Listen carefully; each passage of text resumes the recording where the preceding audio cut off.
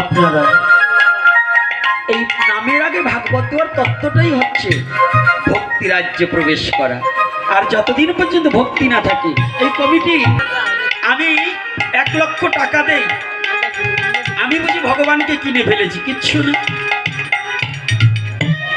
সভাপতি হোক, সেক্রেটারি হোক, কোষাধ্যক্ষ হোক, আর সহসভাপতি হোক, আর সদস্যবৃন্দ হোক, নাম যতদিন চলবে এই বাড়ির মালিকেরও বাড়ি নয়, এটা নবনিত্য মধুর বৃন্দাবন হয়ে যাবে।